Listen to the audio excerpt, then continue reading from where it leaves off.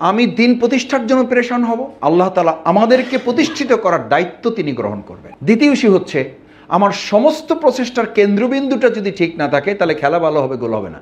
এটা কোরআন বলে দিয়েছে, এটা তো জামাতের কথা না, এটা তো এই পেশাজীবী অঙ্গনে চিকিৎসকদের কোনো কথা না, এটা তো আপনাদের আবিষ্কৃত কোনো তথ্য নয়, এটি তো ডাক্তার শফিকুর রহমানের কোনো আলাদা কোনো বক্তব্য নয়, এটা আল্লাহ তাআলা প্রদত্ত বক্তব্য। যদি আমার দেওয়া প্রতিনিধিত্বের ক্ষেত্রে সামান্য এফরফর করো, সামান্য ডান বাম করো, ওয়াইন কানা কাবুরা আলাইকা ইরাদুহুম জাহিদু ফিল্লাহি হাক্কা জিহাদিহি, তোমার প্রচেষ্টাটা এমন হবে, হাক্কা জিহাদিহির অর্থ হচ্ছে আপনাকে যদি পানির নিচে কেউ চেপে ধরে তাহলে ওখান থেকে মাথা উঠিয়ে অক্সিজেন গ্রহণ করার চেষ্টাটা কেমন, শুধু অক্সিজেন গ্রহণ করার এই প্রচেষ্টাটুকুতে হাত পা বাঁধা অবস্থায় বিছানা সহসে উল্টে পড়ে যাচ্ছে।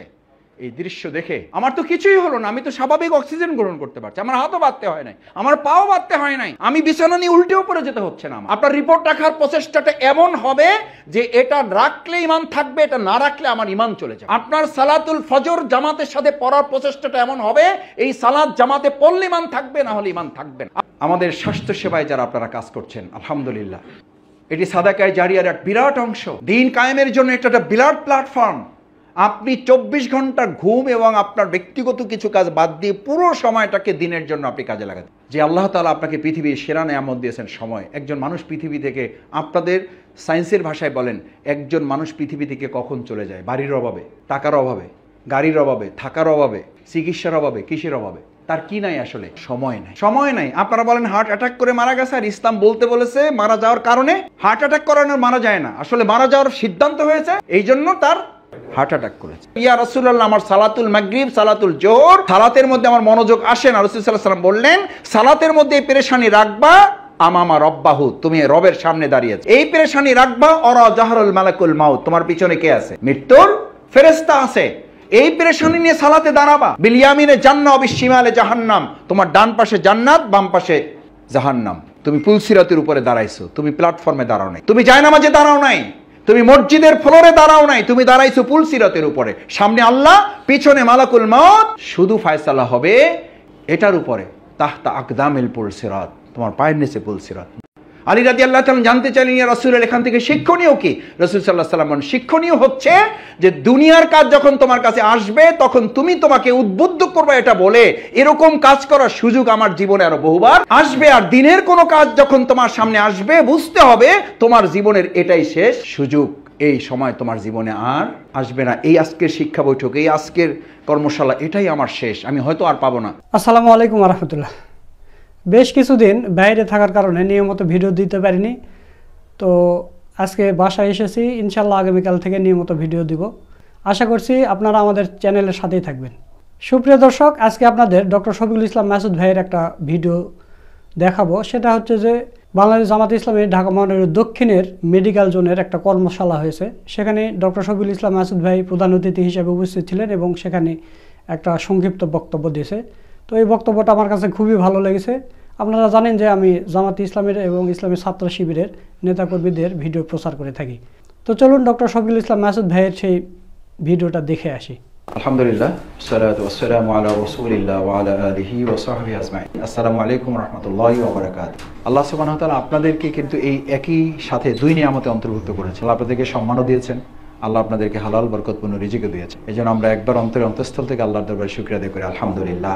সম্মানিত ভাইয়েরা, দ্বিতীয় কথা হচ্ছে, দেখুন, আমরা যদি নিজেদের প্রতিষ্ঠা করতে চাই, আল্লাহ তাআলা প্রতিষ্ঠার কথা প্রথম আপনার জন্য বলে নাই। আল্লাহ তাআলা প্রথম প্রতিষ্ঠার কথা বলেছেন আকিমুদ্দিন, তোমরা দিন প্রতিষ্ঠা করো, দিন তোমাদেরকে প্রতিষ্ঠিত করে দেবে। গোটা পৃথিবীতে মুসলিম উম্মার কিন্তু সংকট নেই। সংকট আমাদের মর্যাদার না, আমাদের সম্মানের সংকট, আমাদের সংখ্যারও সংকট না। গোটা বিশ্বে মুসলিম কিন্তু একটা গুরুত্বপূর্ণ জায়গা। কিন্তু আমাদের মূল অসুবিধাটা কোথায়? অসুবিধাটা হলো গোটা মুসলিম আলাদা আলাদাভাবে, বিচ্ছিন্নভাবে সে তার মতো করে প্রতিষ্ঠা হতে চাচ্ছে। অর্থাৎ আমরা ডিভাইসটা চেঞ্জ করে ফেলেছি, থিঙ্কিংটা চেঞ্জ করে ফেলেছি, আমাদের পলিসিটাকে আমরা একটু উল্টে ফেলেছি। আমাদের কথা ছিল আমরা দিন প্রতিষ্ঠার জন্য ব্যস্ত হব, আল্লাহ আমাদেরকে প্রতিষ্ঠিত করে সমৃদ্ধ করবে। কিন্তু এখন আমি আমাদেরকেই বলতে শুনি, ভাই একটু সময় দেন, প্রতিষ্ঠিত হয়ে নেই, তারপরে কি করা যায় দেখি। একটা বিপ্লবের জন্য থিঙ্কিংটা হচ্ছে এইটুকু ধারণ করা যে আমি দিন প্রতিষ্ঠিত করব, আল্লাহ আমাকে প্রতিষ্ঠিত করার দায়িত্ব তিনি গ্রহণ, এবং ওই প্রতিষ্ঠার মধ্যে আল্লাহ তাআলা মর্যাদা, সম্মান নিহিত করবে। আমরা প্রায় আয়াতেও তেলাওয়াত করি, অত ইজ্জু মান তাশাউ ওয়া তুযিল্লু মান তাশাউ বিয়াদিকাল খায়র। আপনি যদি এটা বিশ্বাস করেন, ইন্নাকা আলা কুল্লি শাইইন কাদির, আমি যদি এটা বিশ্বাস করি যে আমার সম্মান, মর্যাদা, অপমান, লাঞ্ছনা এটা আল্লাহর হাতে নিবন্ধ, এটা আমার হাতে না। তার মানে আমরা হাত পা ছেড়ে বসে থাকবো? অর্থ তা না। অর্থ হচ্ছে এটা, আমি দিন প্রতিষ্ঠার জন্য প্রেশান হব, আল্লাহ তাআলা আমাদেরকে প্রতিষ্ঠিত করার দায়িত্ব তিনি গ্রহণ করবেন। দ্বিতীয় ইস্যু হচ্ছে, আমার সমস্ত প্রচেষ্টার কেন্দ্রবিন্দুটা যদি ঠিক না থাকে তাহলে খেলা ভালো হবে, গোল হবে না। এটা কোরআন বলে দিয়েছে, এটা তো জামাতের কথা না, এটা তো এই পেশাজীবী অঙ্গনে চিকিৎসকদের কোনো কথা না, এটা তো আপনাদের আবিষ্কৃত কোনো তথ্য নয়, এটি তো ডাক্তার শফিকুর রহমানের কোনো আলাদা কোনো বক্তব্য নয়, এটা আল্লাহ তাআলা প্রদত্ত বক্তব্য। আমি 3টি টার্গেট নির্ধারণ করে দিয়েছি। ইন্নী জাইলুন ফিল আরদে খলিফা, সে আমার প্রতিনিধিত্ব করবে।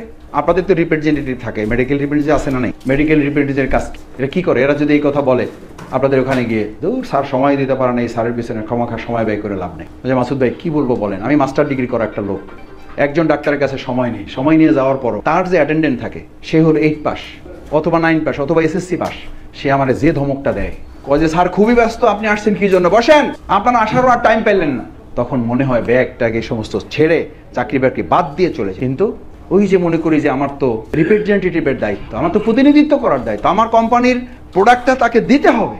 রিপ্রেজেন্টেটিভ তো শুধু ওষুধ কোম্পানির না, আপনি তো ইসলামের এই কোম্পানির রিপ্রেজেন্টেটিভ, আমি তো ইসলাম নামক এই প্রতিষ্ঠানের রিপ্রেজেন্টেটিভ, আমি তো প্রতিনিধিত্ব করছি তার। এখন ওই রিপ্রেজেন্টেটিভ যদি সময় না দেয়, শুধু ওষুধ বিক্রি করতে না পারে, প্রোডাক্ট যদি সে না দিতে পারে, মাস শেষে তার চাকরি থাকে না, কিন্তু আমার চাকরি থাকে কি করে? আমি আল্লাহর প্রতিনিধিত্বের চাকরি থাকে কি করে যে আমি 5 জনকে কর্মী বানাইতে পারলাম না, আমি 5 জনকে নামাজের প্রোডাক্টটা তাকে ধরাইতে পারলাম না, আনাকিমউদ্দিনের কর্মী তাকে আমি বানাইতে পারলাম না, এই প্রোডাক্ট আমার বৃদ্ধি হলো না, ওখানে ওষুধ বিক্রি করে প্রোডাক্ট দিতে না পারলে তার চাকরি থাকে না, তার প্রমোশন হয় না, তার কমিশন হয় না, যোগ হয় না। কিন্তু আমার চাকরি, আমার প্রমোশন, আমার কমিশন থাকে। সে ধৈর্যশীল। এই একই কথা আল্লাহ রিপ্রেজেন্টেটিভ যারা প্রতিনিধিত্ব করবে তাদের জন্য বলা আছে, তারা সবরের দিক থেকে সবচেয়ে শক্তিশালী হবে। তারা অন্যের সাথে ঝগড়া করবে না, তর্ক করবে না, মেজাজের খেই হারিয়ে ফেলবে না। তারা এই কথা বলবে না যে এত চেষ্টা করার পর হইল না, তাহলে আমি এটা ছেড়ে দিলাম। প্রিয় নবী মুহাম্মদুর রাসূলুল্লাহ সাল্লাল্লাহু আলাইহি ওয়াসাল্লাম ইসলামের এই বেসিক দায়িত্ব পালন করতে গিয়ে যখন কিছুটা তার মধ্যে উদ্বেগ উৎকণ্ঠা তৈরি হয়েছে, আল্লাহ তাআলা সোজা আয়াত নাজিল করেছেন।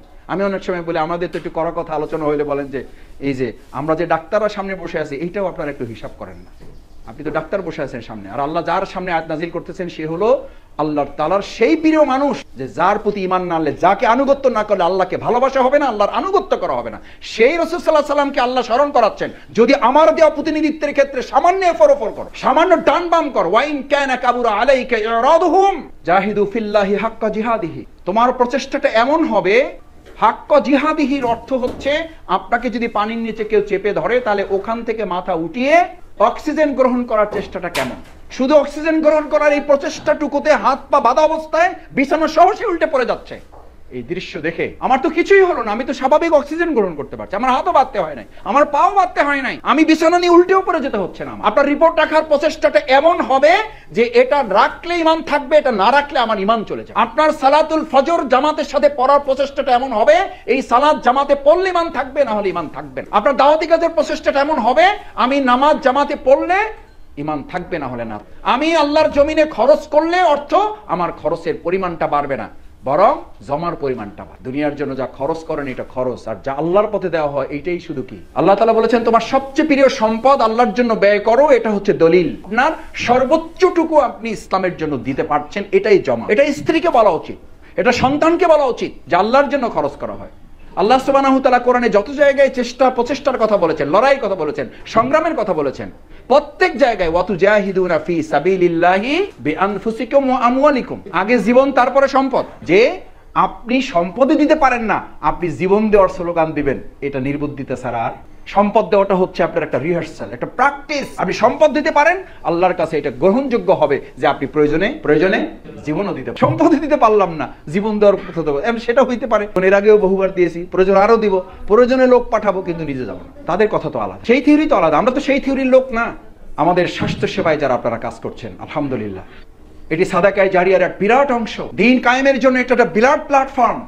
আপনি 24 ঘন্টা ঘুম এবং আপনার ব্যক্তিগত কিছু কাজ বাদ দিয়ে পুরো সময়টাকে দিনের জন্য আপনি কাজে লাগান। যে আল্লাহ তাআলা আপনাকে পৃথিবীর সেরা নেয়ামত দিয়েছেন সময়। একজন মানুষ পৃথিবী থেকে, আপনাদের সায়েন্সের ভাষায় বলেন, একজন মানুষ পৃথিবী থেকে কখন চলে যায়? বাড়ির অভাবে, টাকার অভাবে, গাড়ির অভাবে, থাকার অভাবে, চিকিৎসার অভাবে, কিসের অভাবে? তার কি নাই আসলে? সময় নাই। সময় নাই। আপনারা বলেন হার্ট অ্যাটাক করে মারা গেছে, আর ইসলাম বলতে বলেছে মারা যাওয়ার কারণে হার্ট অ্যাটাক করানো মারা যায় না, আসলে মারা যাওয়ার সিদ্ধান্ত হয়েছে, এই জন্য তার হার্ট অ্যাটাক করেছে। না হলে মুসা আলাহিস সালাম, দাউদ আলাহিস সালাম কেন মারা যাওয়ার জন্য তাদেরকে এত কিছু কৌশল করতে হলো? আজরাইল গিয়ে তো তার কাছে বলছে যে আমি আসছি আপনার মৃত্যুবরণ করার জন্য। এক থাপ্পড়ে ওর গাল ফাটাই দিচ্ছে। ফাইজলামি পাইছে, তুমি আমার ইয়ার জন্য, জান কবজ করার জন্য আসছে, তোমার কে সাহস দিচ্ছে? ও বেচার একটু ভুল করছে যে সে কার পক্ষ থেকে আসছে এটা বলে নাই। কার পক্ষ থেকে? আল্লাহর পক্ষ থেকে আসছে, এই কথাটুকু বলতে সে ভুল হয়ে গেছে। বলছে যে আমি জান কবজ করার জন্য আসছি। আল্লাহর কাছে গিয়ে হাজির, আল্লাহ কার কাছে পাঠাইছে? বলছে কার কাছে? বলছে যে গেছিলাম আপনার নবী মুসার কাছে। বলছে কি বলছে গিয়া? বলছি যে আমি জান কবজ করতে আসছি। বলছে তুমি তো ভুলই করছো, তার কাছে বলতে হইতো যে আমি কার পক্ষ থেকে আসছি, আল্লাহর পক্ষ থেকে। এবার আমার কথা গিয়ে বলো যে আমি আল্লাহর পক্ষ থেকে আপনার জান কবজ করার জন্য। এবার সে বলছে যে আচ্ছা বসো। আপনার কাছে কি এরকম বলে কই আসবে? আমার কাছে বলে কই আসবে? আসবে না। তাহলে আমার করণীয়টা কি? করণীয়টা হচ্ছে যে এই শেষ কথাটা বলার জন্য এই প্রসঙ্গটুকু তুলেছি। ভাইয়েরা, আমরা অনেক সময় বলি ভাই একটু সময় দেন, ভাই চেষ্টা করতেছি, ভাই আপনি সালাতুল মাগরিবের পরে এশা পড়তে পারবেন, এই গ্যারান্টি কার কাছে, কার কাছে আছে? সাধারণ মানুষ এটা বুঝতে না পারলে আপনি তো বুঝতে পারার কথা। কোনো অসুখের দরকার নেই, কোনো অসুস্থতার দরকার নেই। অসুস্থতা এইটুকুই যে তার মৃত্যুর ফায়সালা হয়ে গেছে। সালাতুল মাগরিব দাঁড়াবেন এই পেরেশানি নিয়ে যে রাসূল সাল্লাল্লাহু আলাইহি ওয়াসাল্লাম বলছেন ইয়া রাসূলুল্লাহ আমার সালাতুল মাগরিব, সালাতুল জোহর, সালাতের মধ্যে আমার মনোযোগ আসে না। রাসূল সাল্লাল্লাহু আলাইহি ওয়াসাল্লাম বললেন সালাতের মধ্যে এই পেরেশানি রাখবা আমামা রব্বাহু, তুমি রবের সামনে দাঁড়িয়ে আছো, এই পেরেশানি রাখবা। অরা জাহরুল মালাকুল মাউত, তোমার পিছনে কে আছে? মৃত্যুর ফেরেশতা আছে। এই পেরেশানি নিয়ে সালাতে দাঁড়াবা। বিলিয়ামিনে জান্নাহ বিশিমালে জাহান্নাম, তোমার ডান পাশে জান্নাত, বাম পাশে জাহান্নাম। তুমি পুলসিরাতের উপরে দাঁড়াইছো, তুমি প্ল্যাটফর্মে দাঁড়াও নাই, তুমি জায়নামাজে দাঁড়াও নাই, তুমি মসজিদের ফ্লোরে দাঁড়াও নাই, তুমি দাঁড়াইছো পুলসিরাতের উপরে। সামনে আল্লাহ, পিছনে মালাকুল মাউত। শুধু ফায়সালা হবে এটার উপরে, তাহতা আকদামিল পুলসিরাত, তোমার পায়ের নিচে পুলসিরাত। বিলিয়ামিনে জান্নাহ অবি শিমালে জাহান্নাম, একটু এদিক ওদিক হয়ে যাবে তুমি জাহান্নামে পড়ে যাবে অথবা জান্নাতে পড়ে যাবে। আলী রাদিয়াল্লাহু তাআলা জানতে চাইলেন ইয়া রাসূলুল্লাহ এখান থেকে শিক্ষণীয় কি? রাসূল সাল্লাল্লাহু আলাইহি ওয়াসাল্লাম শিক্ষণীয় হচ্ছে যে দুনিয়ার কাজ যখন তোমার কাছে আসবে তখন তুমি তোমাকে উদ্বুদ্ধ করবে এটা বলে এরকম কাজ করার সুযোগ আমার জীবনে আরো বহুবার আসবে। আর দিনের কোনো কাজ যখন তোমার সামনে আসবে বুঝতে হবে তোমার জীবনের এটাই শেষ সুযোগ, এই সময় তোমার জীবনে আর আসবে না। এই আজকের শিক্ষা বৈঠক, এই আজকের কর্মশালা, এটাই আমার শেষ, আমি হয়তো আর পাবো না। সেই পেরেশানি নিয়ে যে আব্দুল্লাহ বাজাদাইন রাদিয়াল্লাহু তাআলা এখান থেকে সিদ্ধান্ত নিয়ে উঠে গিয়েছিলেন, বিছানায় ইন্তেকাল করেছেন, আল্লাহ তাআলা তাকে শাহাদাতের মর্যাদা, জীবন্ত শহীদ বলে জিবরাইল আমিনকে পাঠিয়ে রাসূল সাল্লাল্লাহু আলাইহি ওয়াসাল্লামকে জানিয়েছেন তার নাম শহীদদের তালিকায় লিপিবদ্ধ কর। শহীদদের তালিকায় লিপিবদ্ধ রাসূল সাল্লাল্লাহু আলাইহি ওয়াসাল্লাম সে তার কবরে দাফন করার জন্য জানাজায় অংশগ্রহণ করেছে। আবু বকর ওমর রাদিয়াল্লাহু তাআলা কবরে নেমেছেন দুপাশে। আমি শুধু সিদ্ধান্ত নেওয়ার অনুভূতিটুকু জাগ্রত করার জন্য এই কথাটুকু বলছি। কবরের দুপাশে, এক পাশে আবু বকর, এক পাশে ওমর। রাসূল সাল্লাল্লাহু আলাইহি ওয়াসাল্লাম বলেন উঠে আসো, কার প্রতি এত সম্মান, উঠে আসো। রাসূল সাল্লাল্লাহু আলাইহি ওয়াসাল্লাম নিজে কবরে নেমে গেলেন।